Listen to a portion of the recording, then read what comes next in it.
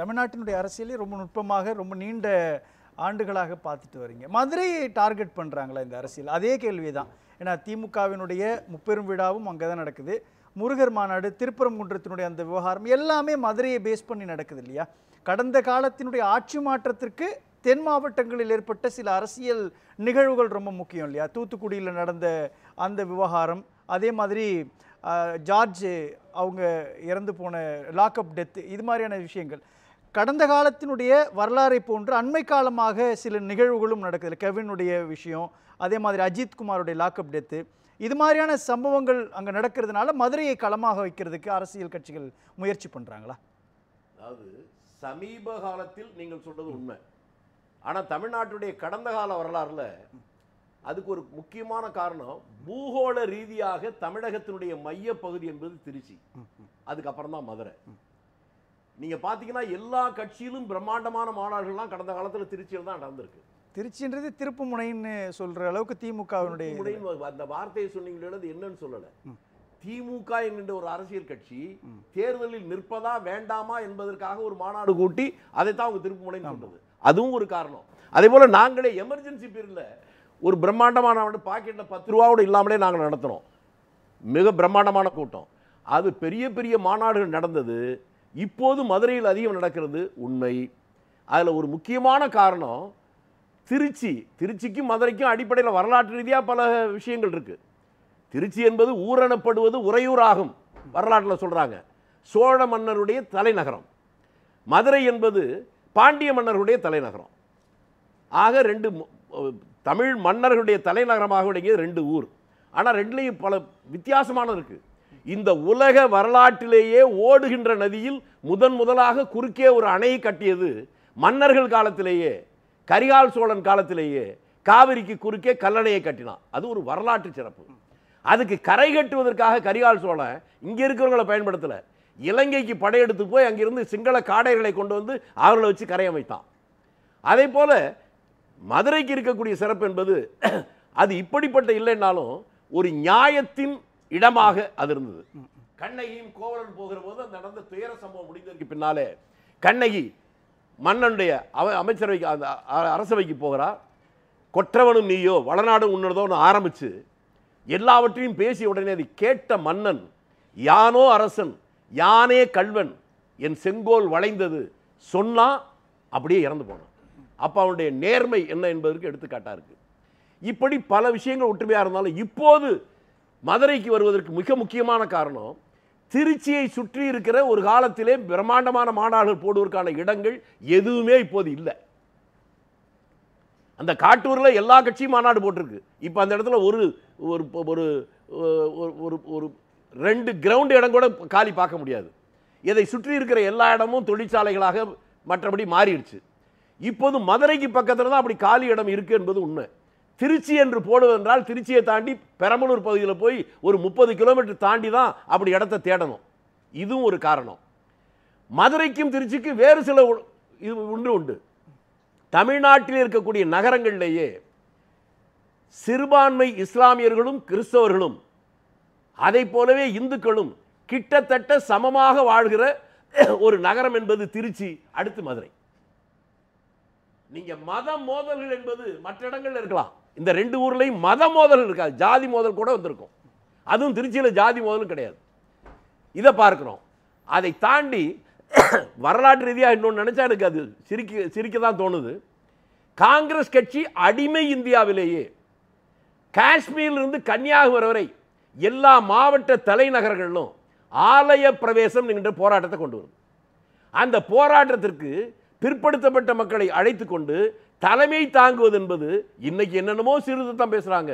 அடிமை இந்தியாவிலே அந்த கோயிலுக்குள்ள தாழ்த்தப்பட்ட மக்களை அழைத்து கொண்டு போகிற தலைவராக பிராமணரை வைத்துக் கொண்டு போனாங்க. எல்லாருக்கும் தெரியுது, வைத்தியநாதையர் மட்டும்தானே தெரியுது. ஆனா இந்தியா முழுக்க நடந்தது. திருச்சியில் ஆலாசி அம்மையங்கார், அதுக்கு பக்கத்தில் திருநெல்வேலி பக்கத்தில் கோயில்பட்டியில் கல்கி கிருஷ்ணமூர்த்தி.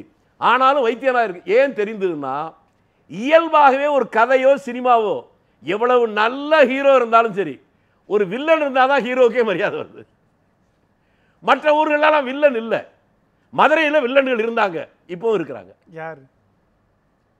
கடந்த காலத்தில் இருந்தாங்க. இந்த காலத்துல ஏங்க ஆலய பிரவேச போராட்டம் திருச்சியில் ஏதாவது பிரச்சனை வந்துச்சா? கோயில்பட்டியில் வந்துச்சா?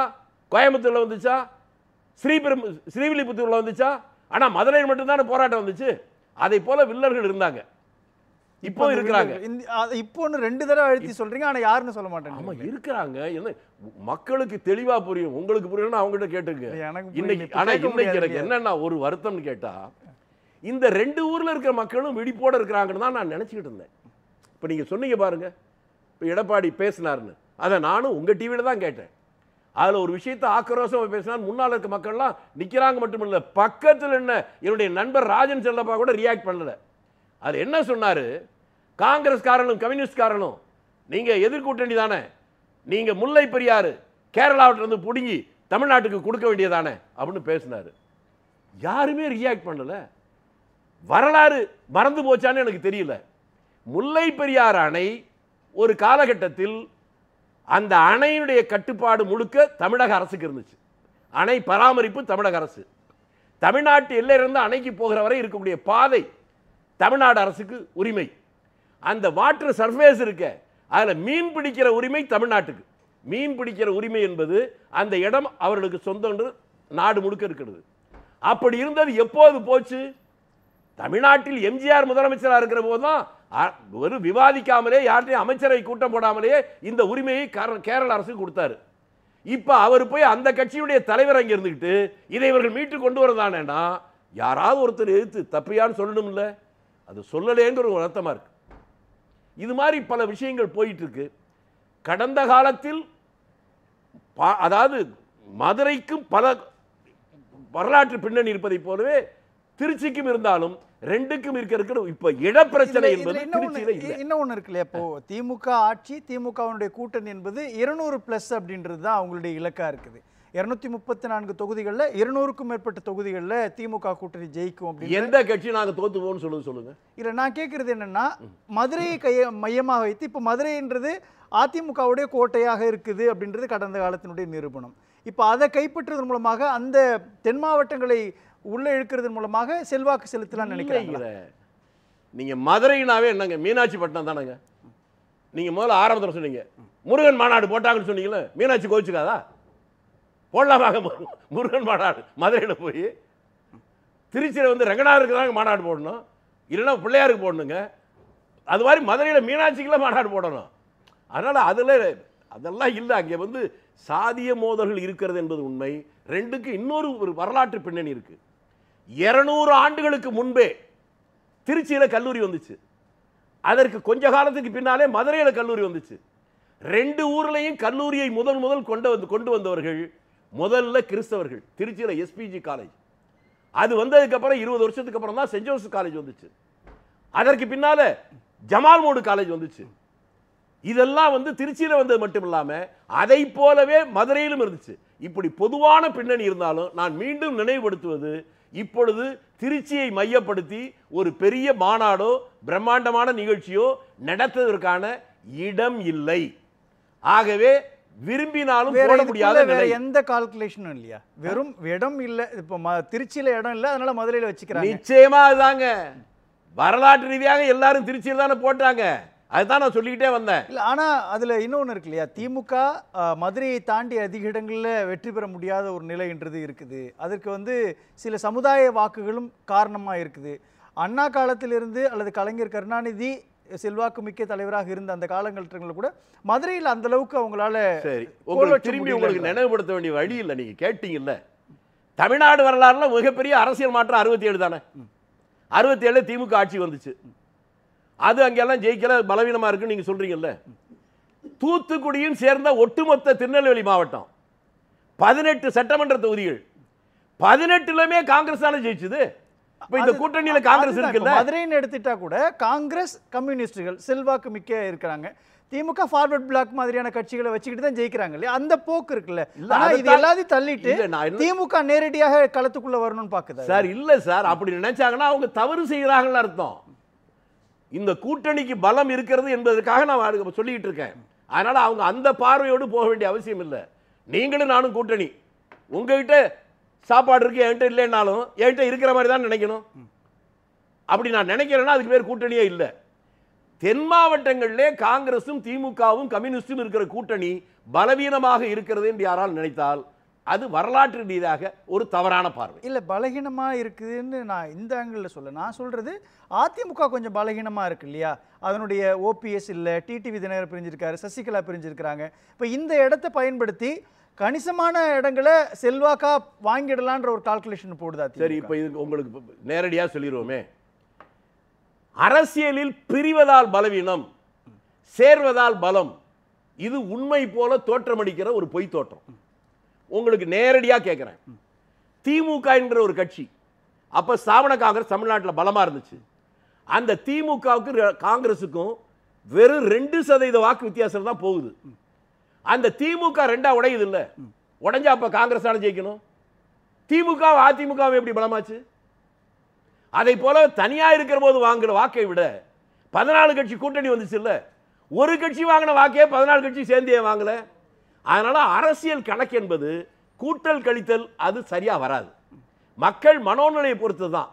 அடுத்து நீங்க நம்ம தமிழ்மணி சார் தான் சொன்னாரு, எம்ஜிஆருக்கு பெரிய கோட்டை மதுரை. நான் அவருக்கு சேர்த்து சொல்றேன், திமுக விட்டு வெளியே எம்ஜிஆர் வருகிற போது அவர் கட்சி ஆரம்பிக்கின்ற சிந்தனை இல்லாமல் அமைதியாக இருந்தார். அவருக்கு அந்த சிந்தனையை உருவாக்கிய முதல் சம்பவமே திருச்சியில் தான் முதலாக எம்ஜிஆருக்கு ஆதரவாக மாணவர்கள் ஒரு ஊர்வலம். அது ஒரே ஒரு பத்திரிகையில் வருது. அதை பார்த்து அடுத்து விருதாச்சலத்தில் இருக்க மாணவர்கள் ஊர்வலம் வர்றான். அந்த காலத்தில் உங்களுக்கு தெரியுங்கிறதுக்காக சொல்றேன், அந்த பகுதியில் நக்சலைட்டுகள் அதிகம். அதுல சில பிரச்சனை வந்து துப்பாக்கி சூடு வருது. அந்த துப்பாக்கி சூடு நடந்ததுக்கு அப்புறம் தான் மதுரை உட்பட எல்லா ஊர்லயும் எம்ஜிஆருக்கு ஆதரவு வந்துச்சு. ஒழிய துவக்க புள்ளி திருச்சி தான். அது பெரிதாக ஒரு காரணம் விருதாச்சலம் தான். இதெல்லாம் ஒரு வரலாறு. ஆக திருச்சியில் சிந்தித்து செயல்படுவாங்க. ஒன்னே ஒன்று நீங்க சொன்னதை வச்சு நான் சொல்வது, திருச்சியில் இருக்கிறவர்கள் அறிவின் மூலமாக பிரச்சனை தீர்க்க முயற்சிப்பாங்க, மோதலை வைத்துக் கொள்ள மாட்டார்கள். நீங்களும் நம்ம வழக்கறிஞரும் சொன்னதை வச்சு பார்த்தா மதுரையில் அங்கே மோதல் இருக்கிறது, அதை குறைக்கிறதுக்கு ஏதாவது வழியை பாருங்க. பேசலாம். திருச்சி சார் குறிக்கிறீங்க சார், அதாவது கூட்டணிகள்லாம் எப்படி ஒரு எண்ணங்களை இன்னைக்கு சொல்றதை வச்சுக்கிட்டு அதை முடிவெடுக்க முடியாதுங்கிறத நம்ம யதார்த்தத்தை புரிஞ்சுக்கணும். ஆனால் அதே நேரத்தில் நம்முடைய சகோதரர் இப்ராஹிம் அவர் வந்து சொன்னார், நாங்கள் முருகன் கோயில் இருக்கிற இடத்துல போய் ஆட்டத்தோளில் தூக்கிட்டு போய் மத மோதலை உருவாக்குறதுக்காக இந்த காங்கிரஸ் காரணம் திமுக காரணம் போனான்னு. பாவம், இந்து மதத்தை பற்றி சகோதரருக்கு தெரியல. ஒரு காலத்தில் ஜெயலலிதா இந்து மத கோயிலில் கோழி இருக்கக்கூடாது ஆடு இருக்கக்கூடாதுன்னு சொல்லிச்சா? அப்ப நாட்டில் எவ்வளவு பெரிய எதிர்ப்பு வந்துச்சு ஞாபகம் இருக்கா? கோழி இருப்பது ஆடு இருப்பது மதுரை முடிச்சறேன் அப்புறம் சொல்லுங்க. நான் சொல்றது திருப்பரங்குன்றத்துல தான் சொல்றேன். அங்க இருக்கிற மேல அந்த தர்கா இப்போ வந்துச்சு, எப்போ வந்து சொல்லுங்க. அறுத்து பலியிடுவது இல்லை, அரசு ஆவணத்தில் இல்லை சார். அரசு ஆவணம் நீங்க வச்சுக்கிறது வேற. நான் காலங்காலமா வரலாற்று ரீதியா சொல்றேன். பாஜக எங்க தமிழ்நாட்டுல ஆட்சிக்கு வந்துச்சு? திமுகவும் காங்கிரஸ். பாஜக வந்ததால விபத்து நீங்களே சொல்றீங்களே. இல்லங்க, வரலாற்றுல அதெல்லாம் கிடையாது இந்த பிரச்சனையே. ஆவணத்தை பாதுகாக்கிறது தமிழ்நாட்டுல ஆட்சி. இப்போ உங்க நிலைமை எனக்கு புரியுது. உண்மை எங்க வந்துருமோன்னு பேச விடாம தடுக்கணும்னு நினைக்கிறீங்க. நான் என்ன சொல்றேன்னு புரிஞ்சுக்க சார். அது இல்லாம நீங்க வாட்டு பேசிட்டு போன அர்த்தம். இந்து மதத்துல ஆடு கோழி வெட்டுறது மட்டுமல்ல, கிடையாது சார். நான் சொல்றதை கேட்டு பேசுங்க சார், சும்மா ஏதாவது பேசுங்க. எங்க ஊருக்கு பக்கத்துல ஸ்ரீரங்கத்துல ஆடு வெட்டுவீங்களா சார்? ஸ்ரீரங்கத்தை பத்தி உங்களுக்கு என்ன தெரியும் சொல்லுங்க. அதான் நான் கேள்வி என்ன சொல்லுங்க. நீங்க எல்லா கோவிலும் சொல்லுங்க கேக்குறேனா? அட நீங்க சொல்லுங்க. நான் சொல்ல விடுங்க, சொல்ல விடுங்க. பதில் சொல்லுங்க. துலுக்கனா சேர் யாரும் சொல்லுங்க. நீ ஸ்ரீரங்கத்துல ஆடு வெட்டுவீங்க? அதத்தான் நான் சொல்றேன். திருப்பரங்குன்றத்துல ஆடு வெட்டியதற்கு அரசு ஆவணம் இருக்கா? நீங்களே மதுரை முனியாண்டி கோயில்ல இருக்கு. பதில் சொல்ற போது பேச விடாம தடுக்கிற போதே உங்க அச்சம் பயம் தெரியும். ஏங்க நான் என்ன சொல்றேன்னு கேட்டா, இந்த நாடுடைய பலம் என்ன என்பதே உங்களுக்கு புரியல. இவர் சொன்னாரு இந்த நாட்டை உயர்த்துறதுக்கு தான். ஒரே மொழி பேசுகின்ற ஐரோப்பிய நாடுகள் ஒன்றா இல்ல, ஒரே மதமாக இருக்கக்கூடிய ஜப்பானோ சீனாவோ இந்தோனேஷியாவோ ஒன்றா இல்லை. ஆனால் பல்வேறு மொழி, பல்வேறு ஜாதி, பல்வேறு மதம், பல்வேறு கலாச்சாரம் இத்தனையும் இருந்தும் வேற்றுமையில் ஒற்றுமையாக 75 ஆண்டுகள் இருக்கிற இந்த உலகத்திலே ஒரு நாடு இந்தியா தான். அது இன்னைக்கு புதுசல்ல. அந்த காலத்தில் இந்த மண்ணில் பிறந்த பாரதி 30 கோடி முகமுடையாள், உயிர் மொய்முற ஒன்றுடையாள், செப்பு மொழி 18 உடையாள், எனினும் சிந்தை ஒன்றுடையாள் தான். அந்த இடத்துல நீங்க வந்து ஒரு மொழி, ஒரு மதம், ஒரு கலாச்சாரம் அப்படின்னு சொல்றது ஒற்றுமைக்கா? இந்த நாட்டுடைய ஒற்றுமையுடைய பலம் என்பது வேறுபட்ட சிந்தனை இருக்கிறவர்களை ஒன்றாக இருப்பதுதான். அதுக்கு வேட்டு வைக்கிறாங்க.